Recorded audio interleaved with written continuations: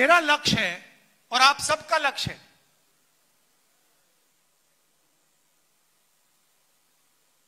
जाति जनगणना।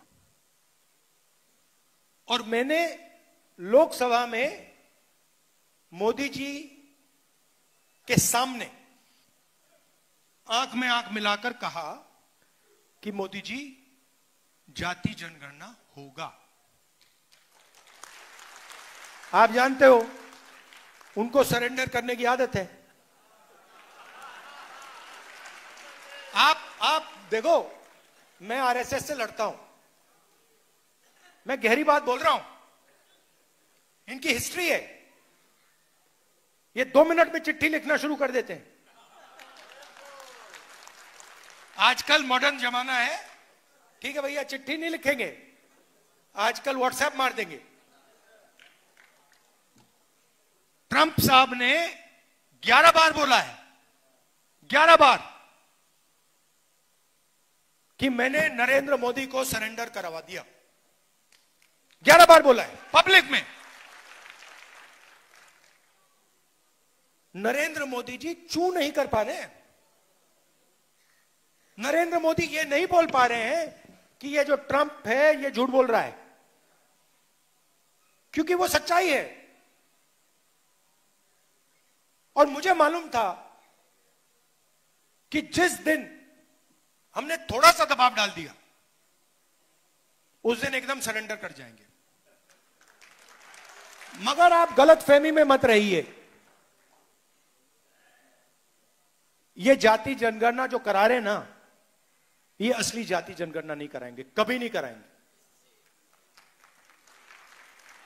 क्योंकि जिस दिन इन्होंने जाति जनगणना, असली जाति जनगणना कर लिया,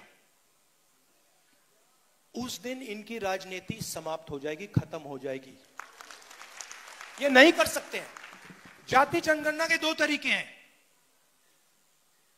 एक बीजेपी का मॉडल, एक तेलंगाना का मॉडल। इसमें मैं आपको फर्क समझाना चाहता हूं। बीजेपी के मॉडल में बंद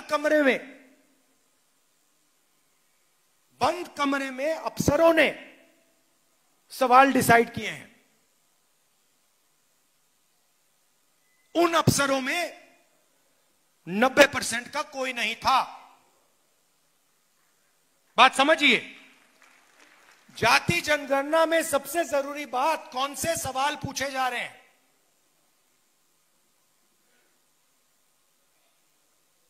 तेलंगाना में हमने तेलंगाना की जनता से खुला सवाल पूछा, पब्लिकली पूछा। दलित एसोसिएशन, उनके नेता, उनके पत्रकार, अति पिछड़ा एसोसिएशन, उनके लीडर, पिछड़ा वर्ग के एसोसिएशन, माइनॉरिटी एसोसिएशन, उनके लीडर, उनकी पब्लिक, आदिवासी, जनरल कास्ट, सबसे पूछा कि भैया देखिए, हम जाति जनगणना करने जा रहे हैं, सर्वे करने जा रहे हैं, आप कौन से सवाल पूछवाना चाहते हो।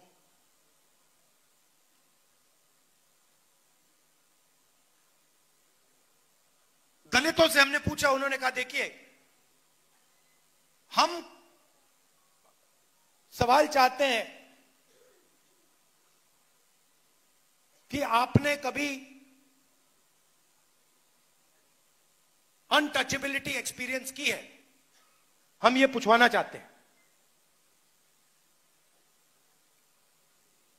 पिछड़ों ने अलग सवाल दिए, अति पिछड़ों ने अलग सवाल दिए, दलितों ने अलग दिए, आदिवासियों ने अलग दिए। 3 लाख लोगों ने ऐसी मीटिंग में, खुली मीटिंग्स में जाति जनगणना के सवाल डिजाइन किए। उसके बाद सरकार तेलंगाना के हर घर में गई, हर व्यक्ति के पास गई। अगर वो व्यक्ति घर में नहीं था तो वापस गई। एक बार नहीं, अनेक बार गई। और डेटा कलेक्ट किया। बीजेपी का मॉडल यह नहीं है। बीजेपी का मॉडल है हम सवाल डिसाइड करेंगे और अगर आप जवाब देना चाहते हो दो, नहीं तो नहीं, और हम डिसाइड करेंगे। यह बिल्कुल फर्क मॉडल है।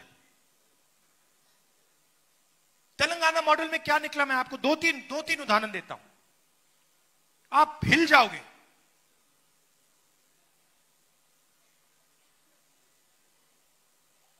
सरकारी कॉन्ट्रैक्ट्स देखे हमने।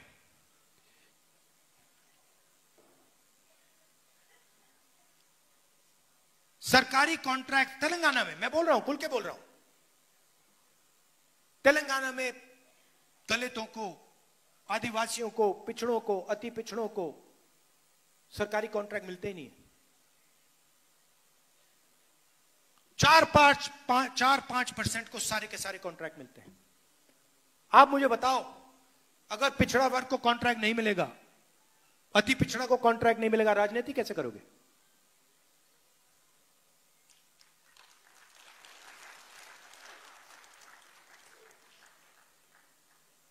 हमने उबर ड्राइवर्स की लिस्ट निकाली है जो डिलीवरी करते हैं। क्या करते हो? उबर ड्राइवर हूं। क्या करते हो? डिलीवरी करता हूं। क्या करते हो? पिज्जा डिलीवर करता हूं। उसमें सिर्फ पिछड़ा, अति पिछड़ा, दलित, आदिवासी।